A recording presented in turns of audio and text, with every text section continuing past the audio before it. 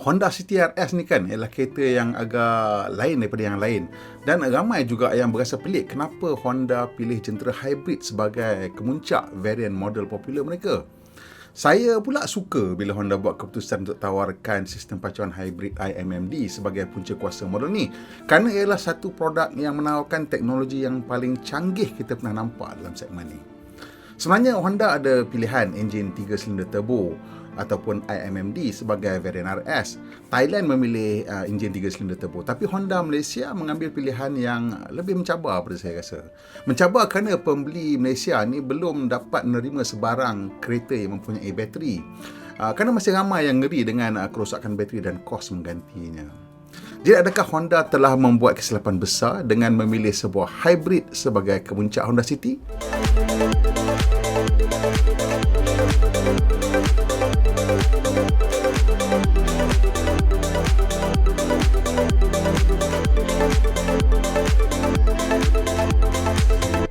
Sebelum saya teruskan video, saya nak minta kawan-kawan tolong tekan butang subscribe dan loceng supaya tak terlepas apabila kita membuat video terbaru setiap hari. Honda City ialah produk yang penting untuk Honda. Ia menguasai sebahagian besar pasaran sedan segmen B jenama import setelah sekian lama, dan kini masuk generasi kelima yang lebih besar, lebih mewah dan lebih anggun. Perubahan imej Honda City ini adalah sebahagian daripada rombakan besar yang sedang dilakukan oleh Honda ke atas seluruh barisan model mereka. Ia bermula dengan Honda Accord dan Honda Civic yang juga mengambil imej yang lebih matang dan lebih tenang. Untuk City, Honda telah melakukan anjakan yang sama dari segi reka bentuk luar dan juga dalam.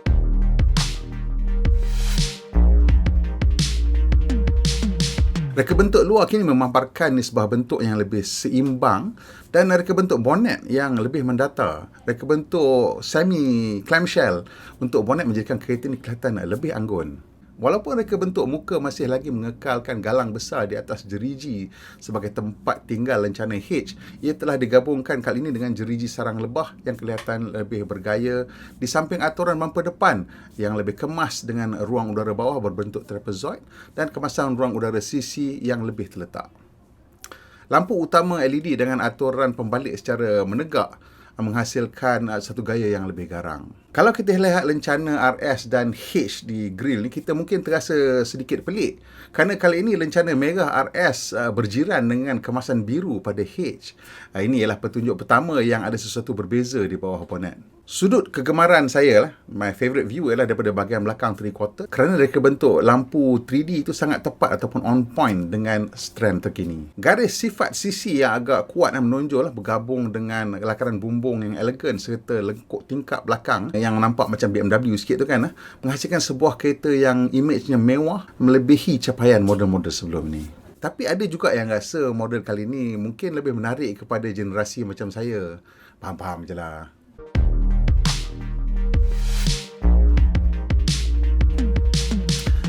Bila kita beralih ke kabin pula, kita boleh lihat tema anggun ni diteruskan. Seperti semua kereta moden, papan pemuka City meletakkan hiburan di tempat utama, dan ini telah memaksa mereka memilih kedudukan corong pendingin hawa di sisi skrin. Kedudukan corong pendingin hawa adalah antara kompromi besar yang terpaksa dilakukan sekarang dengan seni bina papan pemuka yang dikuasai oleh skrin. Ada syarikat yang meletakkan skrin tu lebih tinggi, kemudian letak aircon vent kat bawah.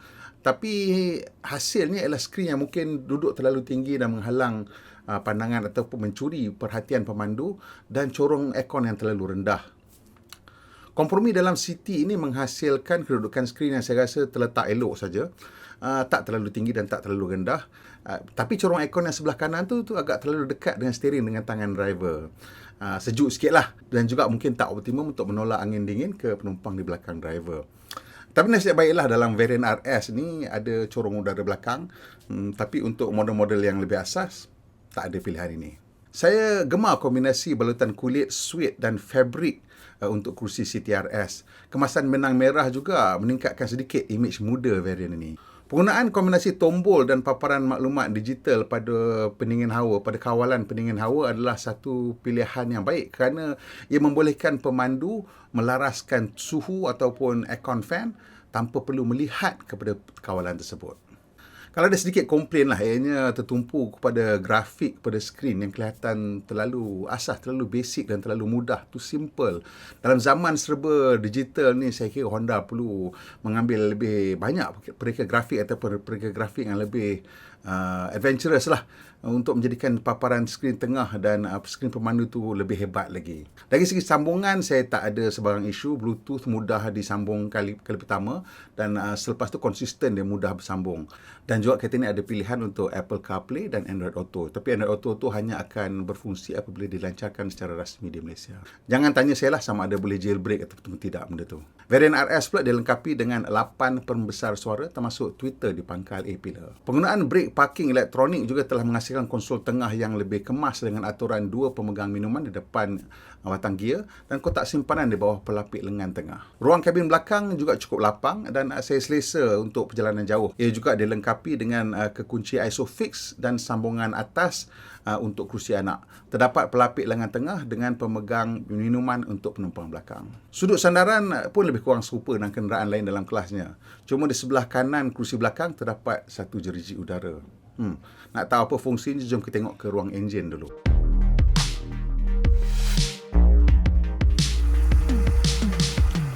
Dalam ruang enjin kita boleh lihat kabel berbalut plastik jingga. Ini semua adalah laluan voltan tinggi untuk sistem hybrid IMMD. Di depan pemandu, laluan voltan tinggi ini ialah saya rasa lah untuk kompresor aircon dan sebelah penumpang pula ialah litar voltan tinggi untuk sistem jana kuasa dan sistem pacuan elektrik IMMD. Dalam aturan IMMD ini, enjin bersambung terus kepada jana kuasa elektrik dan selepas itu ialah satu motor pacuan utama yang bersambung terus kepada aci pemacu roda depan. Tenaga elektrik yang dijana disalurkan terus ke motor elektrik dan kalau ada lebihan kuasa, dia akan dihantar ke bateri. Bateri ni berada di bawah lantai boot, betul-betul kat belakang kursi penumpang belakang. Kali ini Honda menggunakan teknologi bateri terkini lithium ion dan kapasiti baterinya ialah 0.86 kWh. Sama seperti model IDCD sebelum ini. Jeriji udara yang tadi kita nampak di sisi kursi belakang tadi ialah laluan udara dingin daripada kabin yang digunakan untuk mengawal suhu bateri. Dia ada macam semi-active cooling lah. Ini penting kerana seperti yang kita tahu bateri lithium ion ke bateri apa ni semua dia memang perlukan suhu yang optimum untuk beroperasi.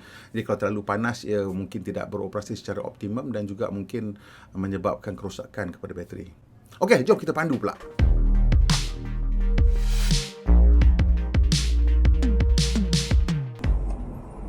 Honda City RS tak kira hatchback ataupun sedan, dia sebenarnya adalah kereta hybrid. Tapi cara dia atok dia punya hybrid tu, dia macam kereta elektrik tapi yang ada range extender. Maksudnya kebanyakan masa roda kereta ni dipacu oleh motor elektrik. Tetapi ada masa-masa tertentu, iaitu sebagai contohnya bila kereta sudah masuk kelajuan tinggi lah. Kelajuan tinggi macam mana? Kelajuan basically kalau kereta tu dah biasa boleh masuk gear 5, maksudnya dah top gear kan, dah masuk gear 5, masa tu enjin tu akan hantar kuasa terus kepada roda. Jadi masa tu saja kereta menggunakan enjin tu sebagai sumber pacuan. Masa-masa lain maksudnya dalam kawasan pekan, kalau kita pandu kebanyakan masa kereta ni akan dipacu oleh motor elektrik. Dan ini menjadikan kereta ni macam kereta elektrik tapi ada generator. Sebab ada juga kawan-kawan kita tanya kan, kalau bawa kereta elektrik nanti habis bateri, nak bawa macam mana? Kena bawa generator kan, nak bagi lagi senang.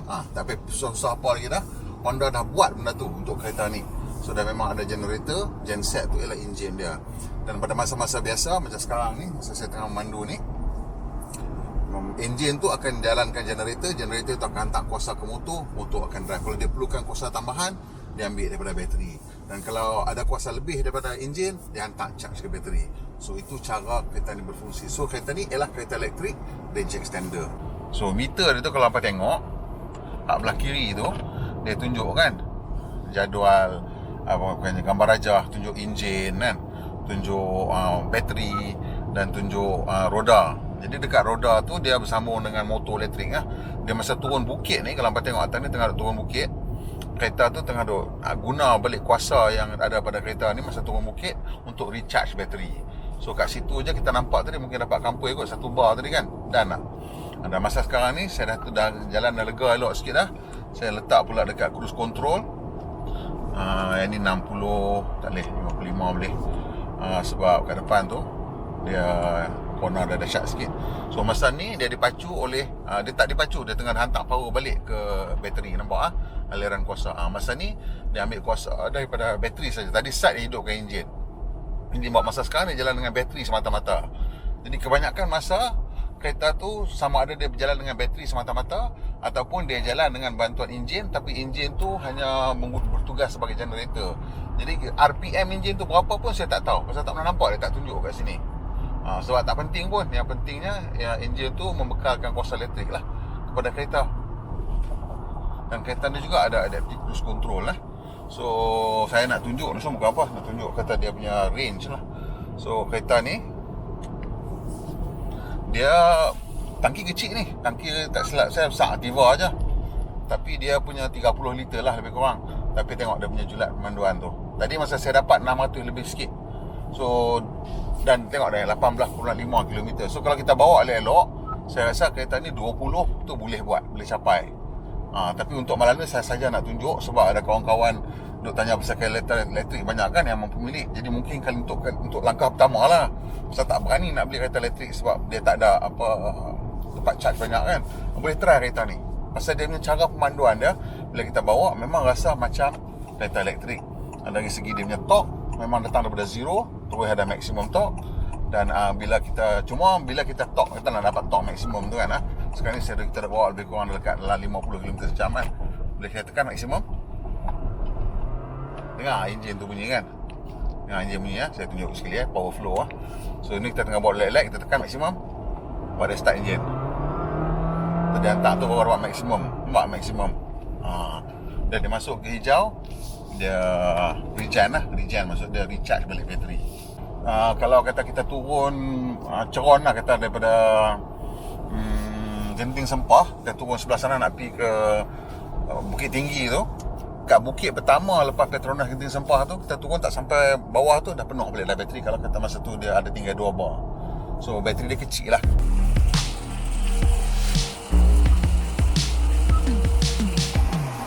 Sekarang ni hujan tengah lebat, tapi saya masih lagi menggunakan adaptive cruise control. Bila dah lebat macam ni, saya letak jarak maksimum lah 4 bar. Jadi dengan ini saya berasa lebih yakin lah dengan kereta depan, jarak ada dengan kereta depan. Tapi yang pentingnya sekarang, walaupun hujan lebat, sistem ni masih berfungsi. Dan jangan lupa sistem ni tak ada guna radar tau, hanya menggunakan kamera. So ini adalah satu bukti bahawa sistem yang menggunakan kamera sahaja masih lagi boleh berfungsi walaupun dalam keadaan hujan yang agak lebat.